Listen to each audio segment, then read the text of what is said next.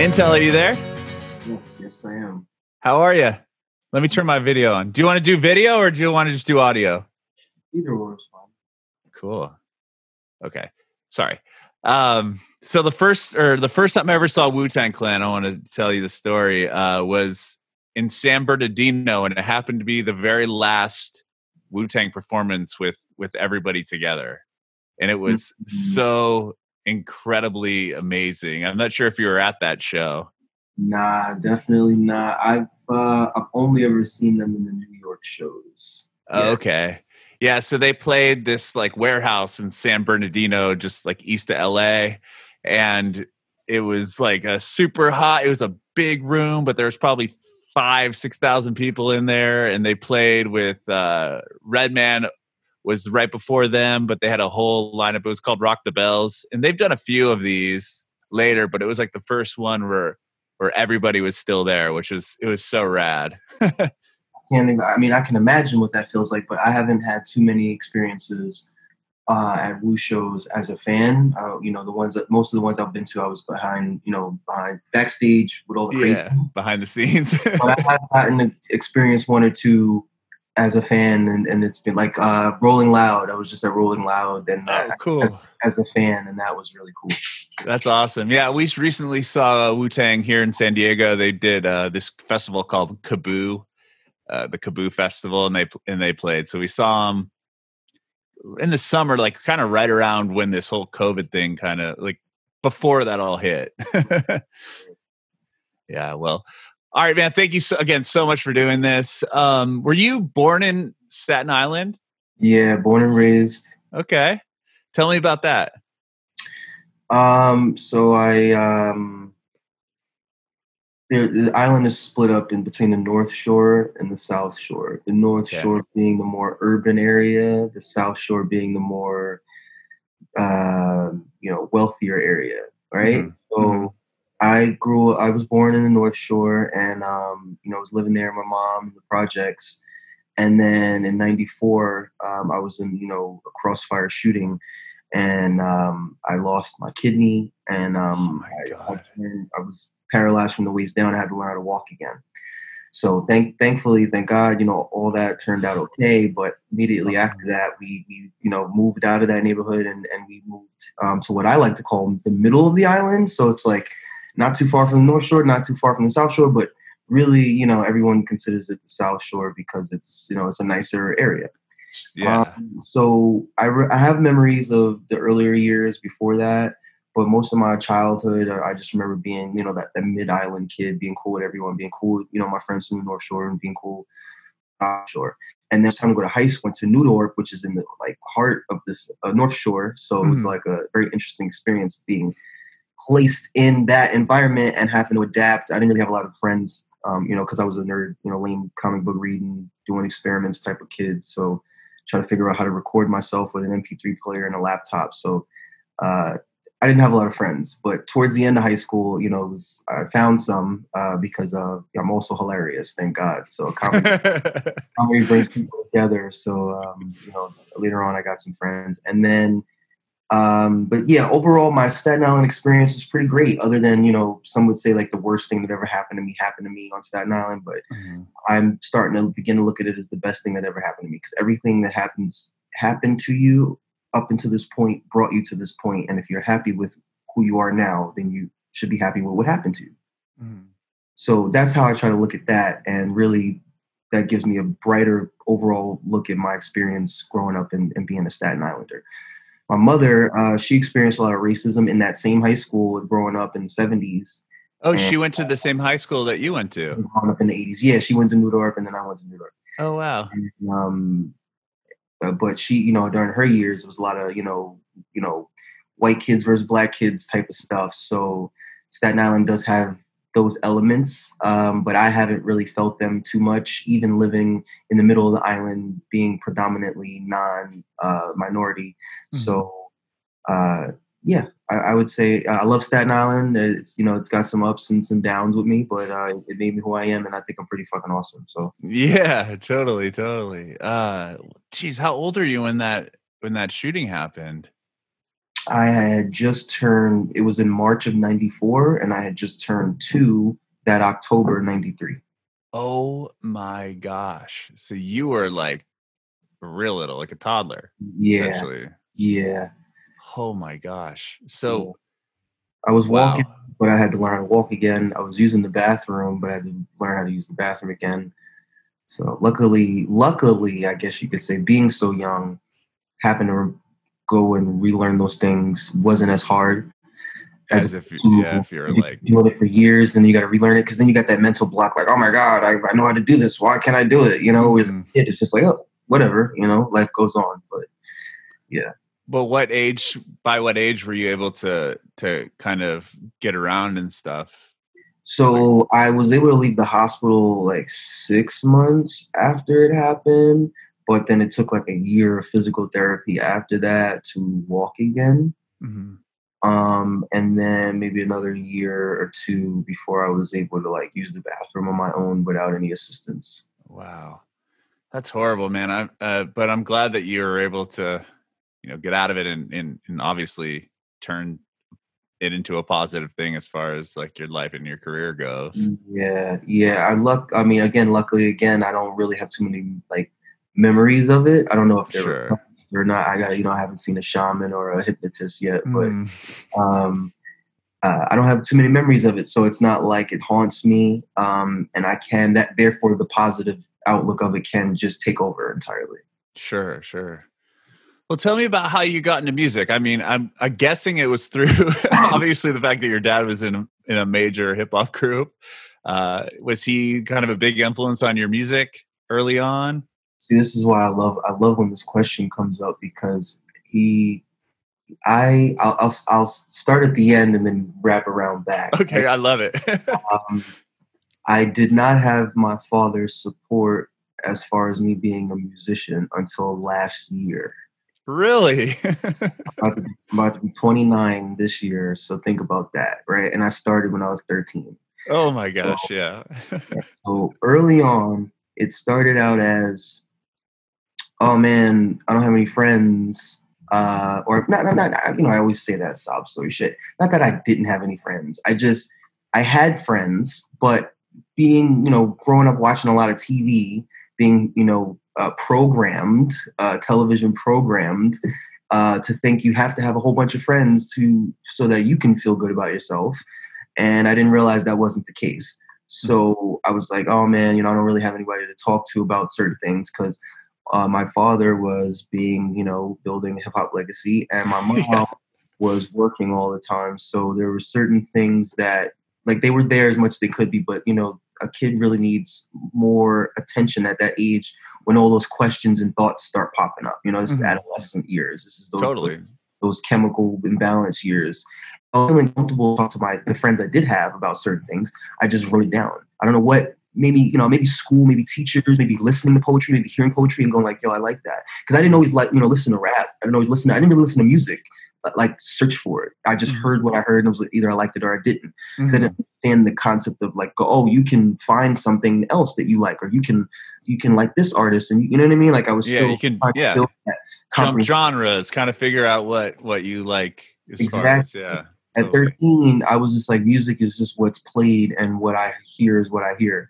And then through school, hearing, reading poetry and stuff, I was like, oh wow, like without the music, you can really pay attention to like how the words rhyme, and like that's so cool to me. Like I Mhm. always thought just rhyming words was just it just pleases my ears. You know what I mean? It's hard to Mhm. explain. So I started to try it myself.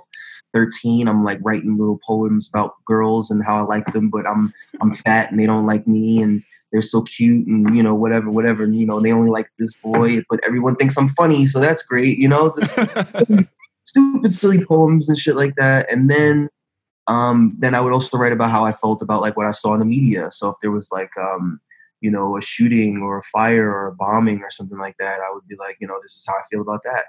A lot of my thoughts that also were a little bit more mature than the friends that I had. I'm having like Mhm. 18-year-old thoughts at 13, and like my friends are 14 and 15, so they're still thinking about girls. You know what I'm saying? For sure, yeah. And when you're not obsessed with girls at that age, it really opens you up to being like open to the information that's coming in from the world. And I had to process that, and I processed that, and then I started doing poetry.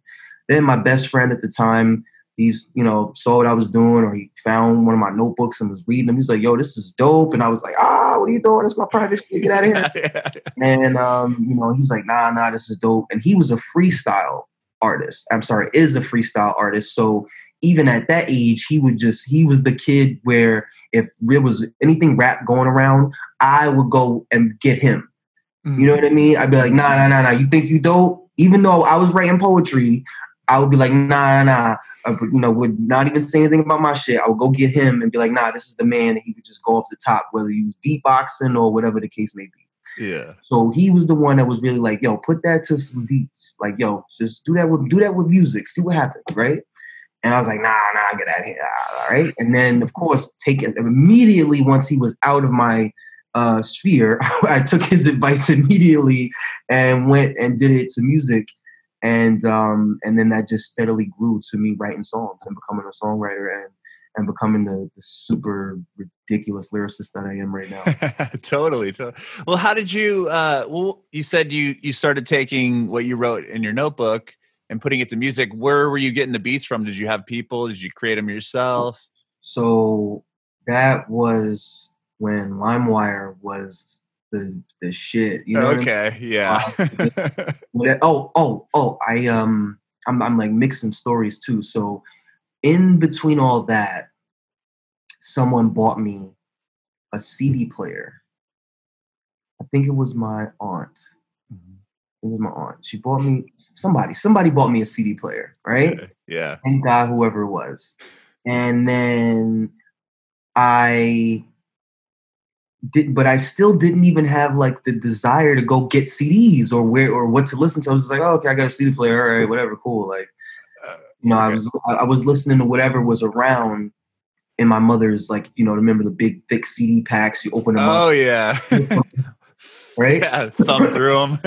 You know what I mean? Now it's like that. Now it's on a flash drive the size of a fingernail. It's crazy. Yeah, and you could have 1 million songs on it. I feel old for, you know, I'm young. So I would listen to like the stuff that she would be playing. So I would go and listen to like TLC or like Usher, and, you know, she had a lot of R&B, very little stuff, very little rap. And then I was in school. One of my people was one of my mentors. He gave me this one guy was responsible for introducing me to comic books, introducing me to video games, and introducing me to hip hop. Wow. This person must be a legend. He is to me. And his name is D Strange. He's actually a pop lock dancer, you know. Oh wow, yeah. I'm a break dancer. But I don't know if you're familiar with any of the styles, but he invented digits. Oh, like, really? So in the Doctor Strange movie, like a lot of the hand symbols that they use, they got the guy that they got to be the advisor for the hand movements is a world famous, you know, guy, famous, you know, digits guy. But he himself credits D Strange as the inventor of digits. Wow, yeah, that's amazing. And he's just somebody that you grew up with. Yeah, so I found this out when around the time Doctor Strange came out, which is not so long ago. Meanwhile, this guy was mentoring me in junior high school. So, you know, wow. One of the teachers and one of the teachers' aides. So he introduced me to comic books because he would just be like, yo, you don't read comic books? Here. He would give me all his old comic books. Marvel, DC, Spawn, you know, all the like dark stuff too. Cool. He was like, what? You don't play video games? And after I got an Xbox, he would just give me, he's like, yo, I played this. It's great. Play it. Yo, I played this. It's whack. Play it. You know what I mean? And he introduced me to Halo. And I was like, wow. You know, so, and then hip hop. I wouldn't say he introduced me to hip hop, but he really put the desire in me to seek it out after the fact. He gave me a mix CD, and the first song that it had on it was, Engine number. No, I'm sorry. The first song I had on it was, I'm skipping ahead, was Oh yeah. You know what I'm saying? And then Yeah. after that was engine number 9. On New York Transit line. After that, oh what yo, what's the scenario? Here we go, yo. You know what I'm saying? And then, Yeah. and after that, boom, boom, boom, boom, boom, boom, boom, boom, boom, boom, boom, boom, boom. I'm like, what the fuck is this? Me, I'm like, I'm hearing that. I'm like, what the fuck is this? I'm like, yo, this Right. all this music is great. But when I told him, because then he knew who my father was, he knew where I came from, and the fact that I wasn't really into hip hop and listening to music like that, he was like, "Yo, I need to correct this Yeah, yeah, history. he's probably confused. Like, We need wait a to back minute. to the future. We need to Back to the Future fix this right now." And Right. he and yeah, after that CD, I then went and back to my mother's book of CDs, and I was looking for hip hop, and then that's when I found she had Enter the 36 Chambers, and I Oh listened to my. that from start to finish, and that was the first album that I listened to from beginning to end, as a whole. But before that, I only heard the mix CD and then whatever R&B CD she had in her thing, and then after that, I started buying my own CDs. Okay. When you first picked up 36 Chambers, did you choose that because you knew your dad was on the record? I chose that because that was the first rap CD that popped up when I was flipping through the book, or first rap CD that I recognized. I was like, and then I had that feeling. I was like, yeah, I probably should have heard this by now. You know what I mean? I Mhm. probably should have listened to this from, like, I've heard the songs, obviously watching TV and in the car Mhm. and at parties and whatever the case. But it was then I was like, I probably should really just listen to this from beginning to end without skipping, like at Mhm. all, like really just digest it 100%. And after I did that, I was like, I got half of what the Wu-Tang Clan meant to the world. The Mhm. other half came years later when I was reading a comment that someone posted on YouTube about how um, I forgot what the song was, but in that comment they were saying that they were going through a rough patch in life, and it was this song that brought them from the darkness to the light. Wow. And that's when the other half of what Wu-Tang Clan means to the world clicked in my head, and I was like, wow. That's incredible. Wow. To the first what are the odds? I mean, the first hip hop album you listen to in full, just you know, flipping through your mom's CDs happens to be, 36 Chambers. And And one of the greatest albums ever recorded, hands down. Like it's and a lot of people they either say, wow, that's crazy, or they say, oh, you're just saying that. And but then there's the other select few people that are like, what took you so fucking long? You know what I'm yeah, saying? there's that too. 14 years? 14 years? You know what I mean? You were when they came, it was 93, November that night of 93 when they dropped the album. Mhm. And then so I was 2. So you know what I mean? It's like 12 years, bro. Come on. Yeah. What are you doing? I mean, I didn't. Yeah, the first Wu-Tang record I heard was Forever because that was the album that had came out at the time, and I'm like, and my friend's older brother had it, and he would listen to it when we'd all go skateboard and stuff, and I'm like, who is this? And then he showed me the record. I remember going and buying it and changed my life. I was like, wow, this is so different than anything I've ever heard in my whole life before. My favorite. Their second album is my favorite. That one, Mhm. yeah, it's so good. I mean, yeah, Bells of War, Triumph, like those songs, like I could listen to that album if like if I could choose like a desert island disc that I took with me, like it's the only album I could own, it would be Wu-Tang Forever. Not because it's my favorite of them, and it's 2 records, which makes it even better. I would get 2 for Exactly. 1. Like you get a good variety of music, man. Like, and when I first heard "It's Yours," and I'm like, the beginning of the beat sounds like I'm in the middle of a hurricane or a Yeah, whirlwind. so. Machine gun rap. I'm like, yo, what is this? Like, Mhm. how are they making this? It's ridiculous. I know, and I love the song that you guys put out. Is it 7OD? Is that what it's? Is that? Yeah, so we dropped as so 13-year dream of mine finally came to fruition in November. We dropped 7OD as second generation Wu. Uh-huh. Me, Power, Meth Son, Sun God, Ghostface Son, and YDB, son of OD. Yeah. and the world responded to it in a very positive way. And I'm very happy to keep, putting out the content and hoping that they respond the same way. It's so good. And I love that you made it like you modernized some of the old Wu-Tang beats in there too. Like you can Yeah. hear it, like, in the beginning it's like Cream, and then you go into like Wu-Tang Clan ain't none to fuck with at one point, and like it just, I love how the music is For the orchestrated, and of fans, course the lyrics crush, but like just how it all kind of blends. I'm like, wow, like like you hear about people, like their parent was a rock star or whatever, and then they try to put something out and it's like, this yeah. is like totally like second generation Wu is like that name sums up exactly what it is. It's so good. Thank you. I appreciate that, and it's hard to break that air of, pun intended, of being the heir of a great artist and trying to do it yourself. Mm-hmm. And it's accepted way more. I feel like in other mediums, like it's accepted in sports, it's accepted Mm-hmm. in the military, it's accepted in the fire department and the police. So why not more why not it being more accepted in hip hop? Because it's also accepted in rock and roll. And it's Mm-hmm. also accepted in, in other genres, like Damian Marley is amazing. Yeah. Amazing. Sure.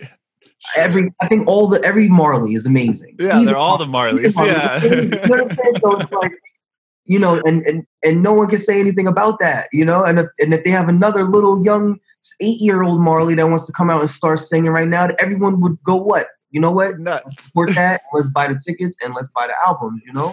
So what we're trying to do is, one, establish that we're not trying to recreate the same sound as the Wu. We dropped that record the way it sounds as like homage, and also for people to for the fans that want to hear that, because it generates a certain nostalgia.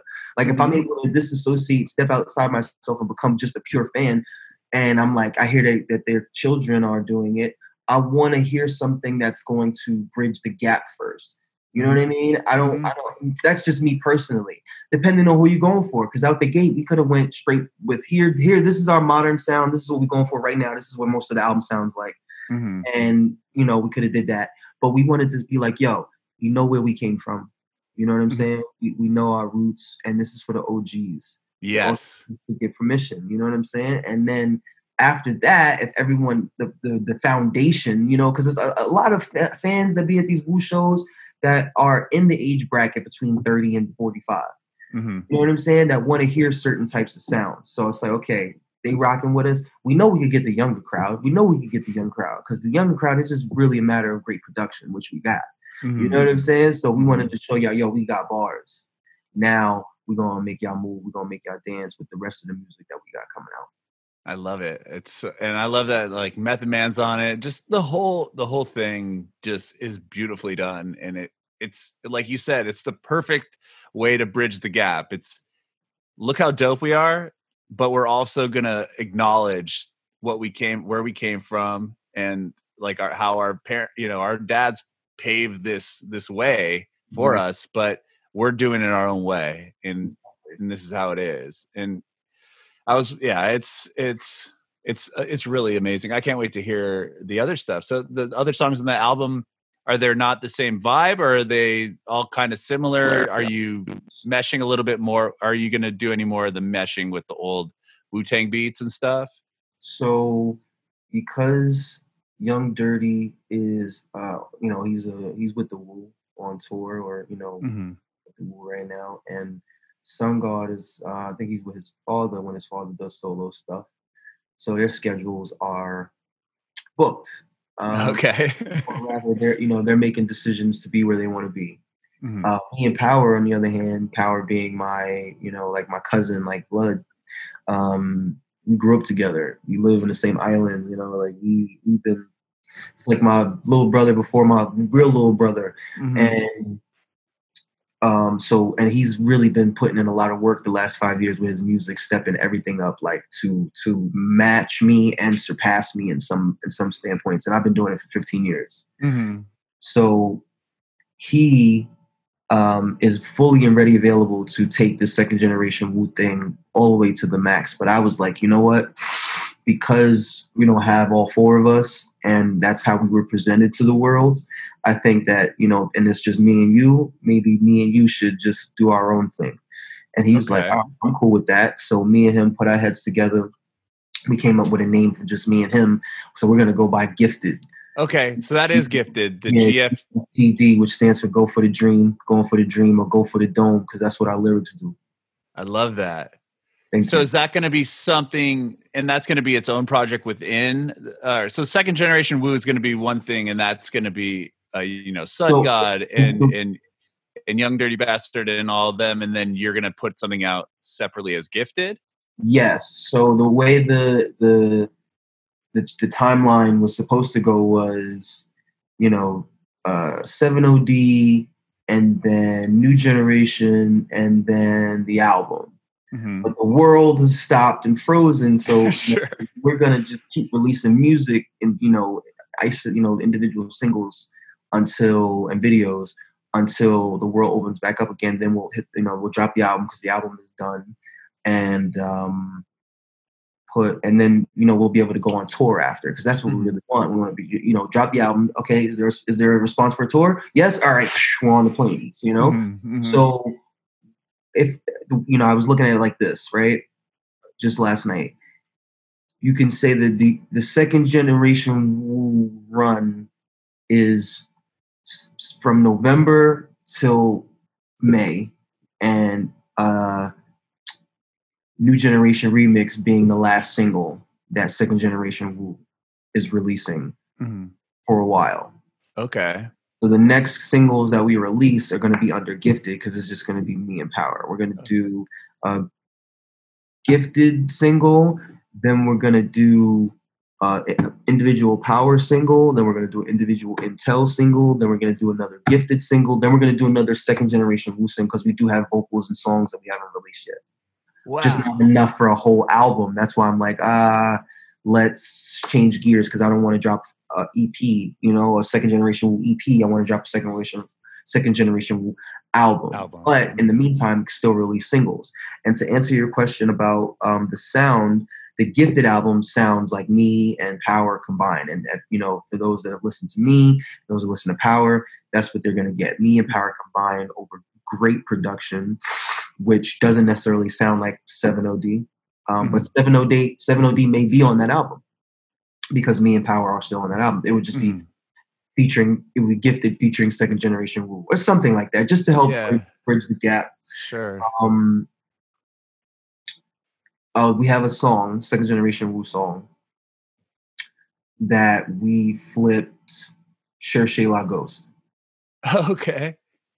And I'm glad you reacted like that, because if you heard it, I know you probably react the same way. In the shoulders, you would start moving, and it's got the son of You God on it, and it's got the son of Ghostface on it, and it's got the son of Method Man on it at the end. But the beat switches up, and it's crazy, and we're all using Ghostface flows. Like it's the song is, the sample was chopped so lovely. We can't clear it. So that's why I would release. That'd be the next single. Like it tells you, bro, like the world would, the way you felt about 7OD, that's how you're gonna feel about this song. And, oh man. But you know, I'm gonna hold off and wait and save it for later, because you know, we're working with Tommy Boy, and we don't want to gear away from that right now. And they're not gonna release anything if we don't clear it. So, and there may be a possibility for us to clear it. So that's why I'm like, you know what, let me just be patient. That's awesome.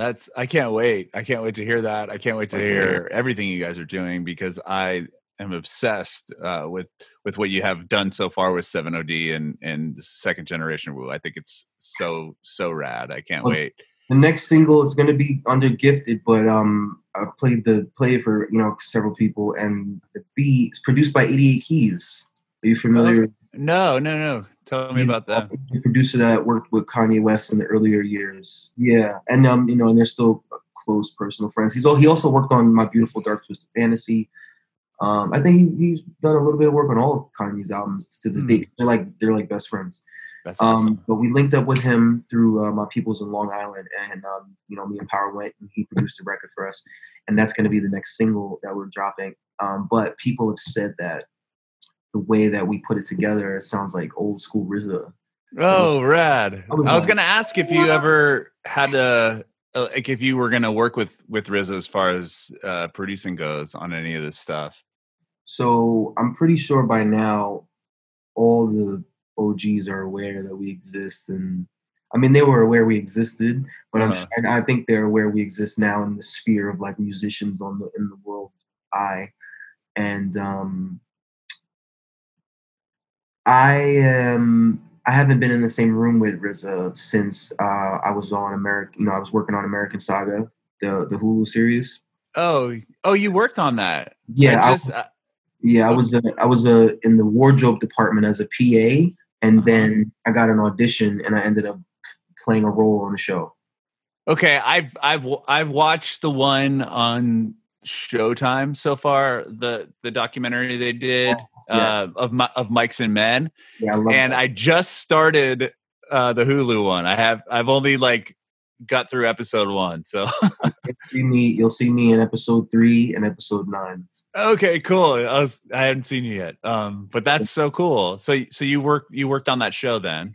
Yeah, on both sides of it, behind the camera and in front, and I'm like a super filmmaker. Yeah, I actually read that you went to. Did you go to school for film? Yes, I did. I went to CW Post turned LIU Post Well, class tell of me. 20. Well, tell me about that. So after college, were you always in? You said that your dad didn't really accept or didn't want you to do music until you're 29, right? Is that what you said earlier? Yeah. So you were going to high school and stuff. Were you trying? Did you want to be a filmmaker? Was that what Yes, your that's original goal was?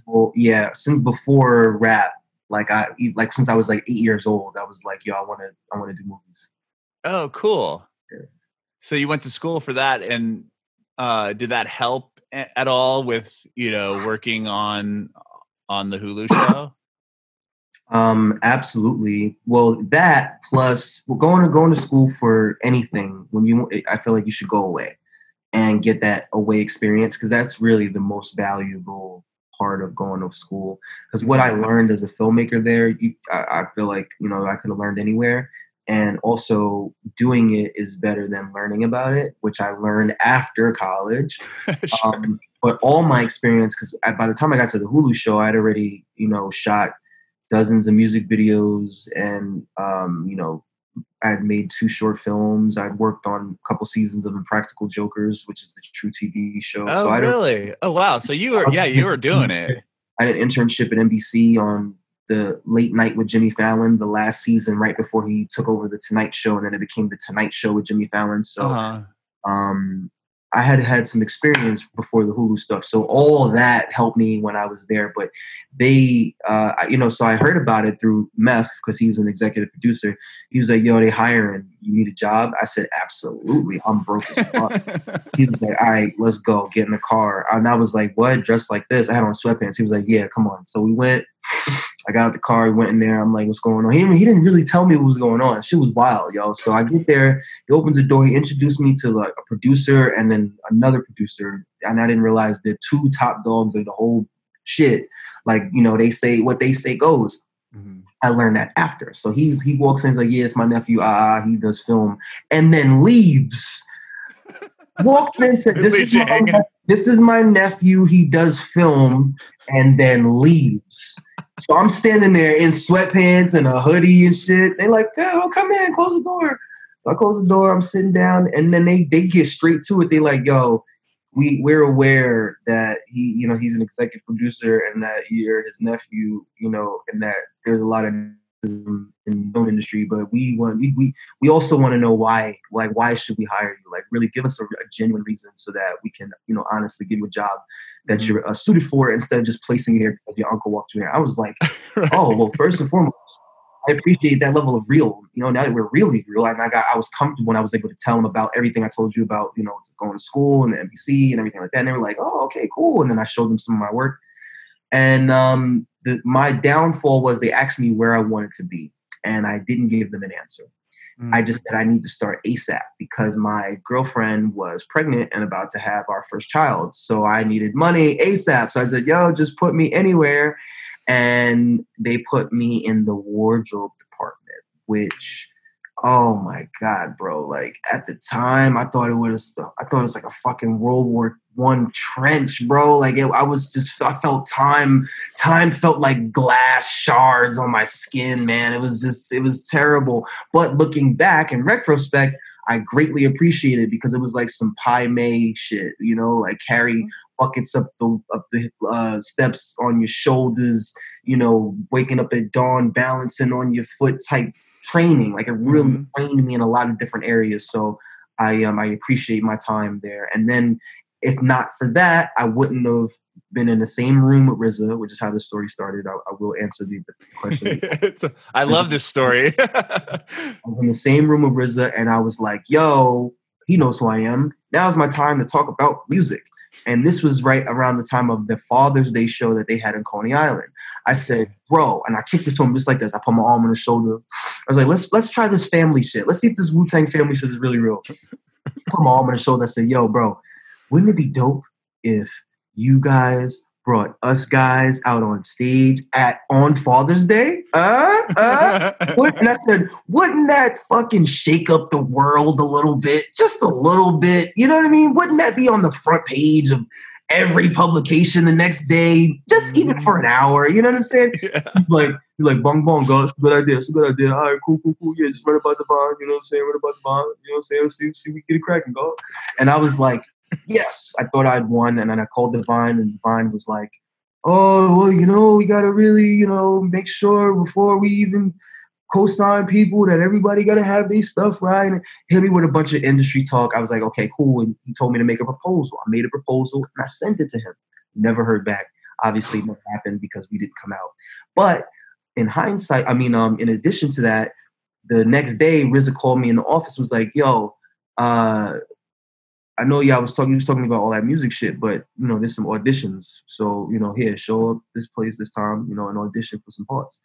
And I said, what? And I emailed people, said, yo, I'm trying to audition. I said, come in. And then on my way, it was like, yo, can you do a Jamaican accent? And then I was like, what? But I'm like, of course. And sure. then right before I got up there, it was like, yo, can you rap in Jamaican? I'm like, yo, what the fuck? But I'm like, yes, right? Because I'm like, yo, I'll shoot my shot.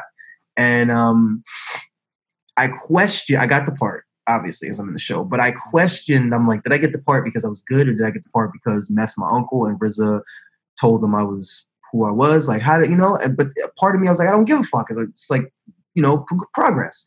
And nepotism is done in Hollywood and so many other industries. All over the place. Also, I am a filmmaker. It's not like I never even held the camera, so I deserve this. But that question was instantly moved out of my head when they called me back.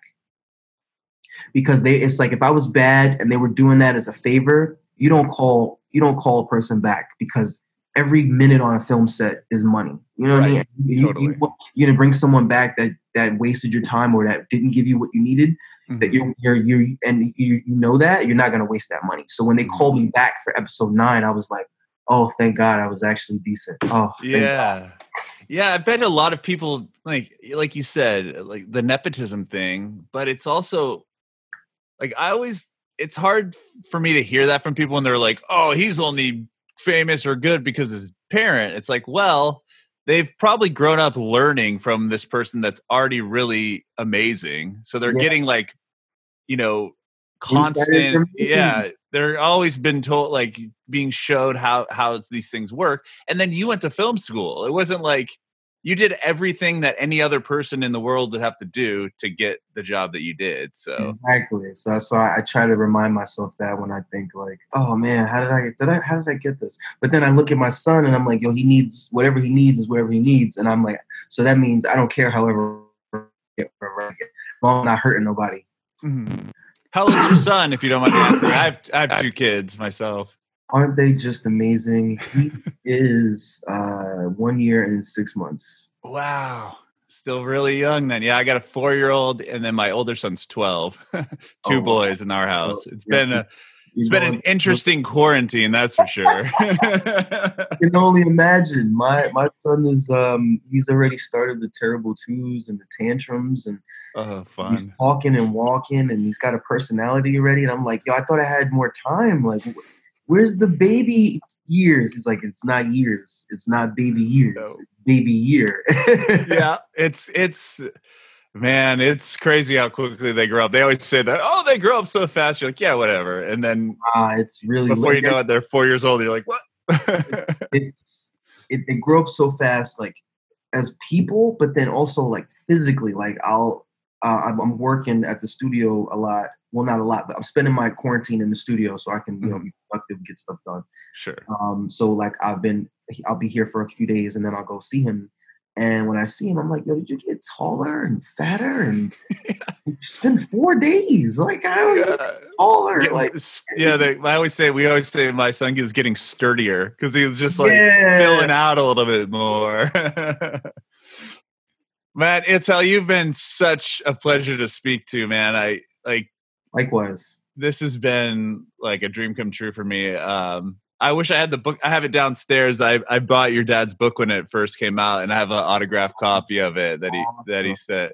He wouldn't even autograph mine. I said, "Yo, can you autograph this?" He said, "What for? So you can sell it on Amazon?" I said, "Motherfucker, just sign the motherfucking book." Have you read it? Yeah, and I have the audiobook too.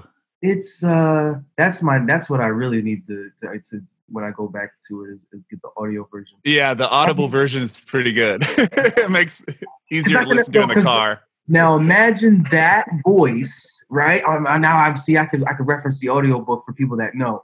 Imagine that voice telling those stories to you as a fucking 10-year-old or as a fucking 12-year-old or some shit, right? You know what I'm saying? Like, it's crazy. But after I read that book, I had such a way more profound understanding of him because we spoke a lot. So there are years where we spoke a lot, and then there were years where he was physically there.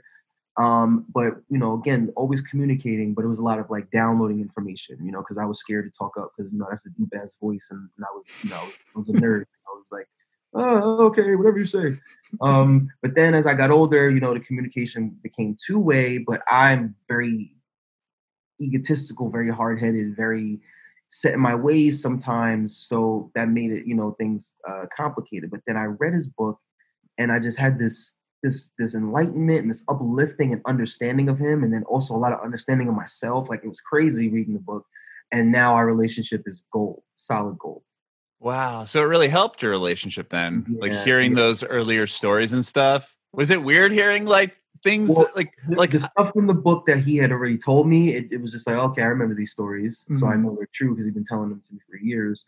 But there was stuff in the book that I didn't know about him at all, that I was learning for the first time about my father reading in the book, that I was just like, wow.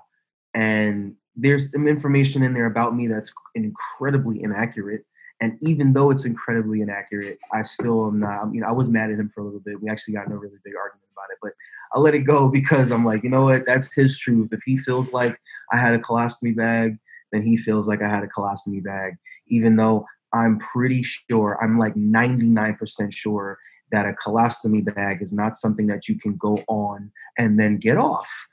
And I'm not currently sure about that either. And I currently don't have a colostomy bag, so you know what I'm saying? I'll let the science speak for itself. If anyone's like, "Yo, iNTeLL got a colostomy bag," I'll just lift up my shirt and no, I don't. Where is it? You know what I mean? Like, but once I let that go, I was like, it's a great book. It's anyone who's a Wu-Tang fan should read it. Anyone who's a fan of 90s gangster street tales should read it, and anyone who wants to learn more about Lamont Hawkins should read it, because I learned a hell of a lot about him and myself.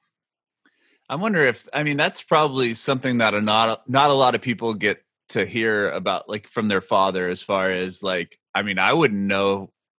I only know so much about my own dad. Like, I don't know these stories that he could tell me about when he was growing up and all that stuff.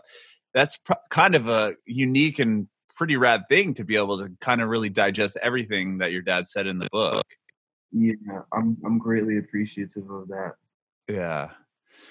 That's awesome. Well, man, I'm so excited again for the second generation Wu stuff, and of course Gifted. I can't wait to hear that. And man, it's been a great conversation. I really appreciate your time.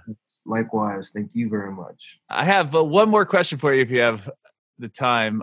Of course, I'm an open book. I want to know if you have any advice for aspiring artists.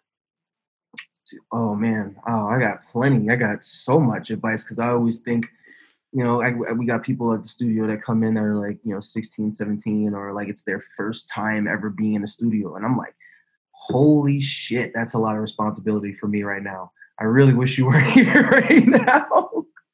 But after the fifth time that happened, because it was like, yo, I swear it was weird. It was like a solid 2 weeks. Every artist, this is my first time in the booth. This is my first time in the booth.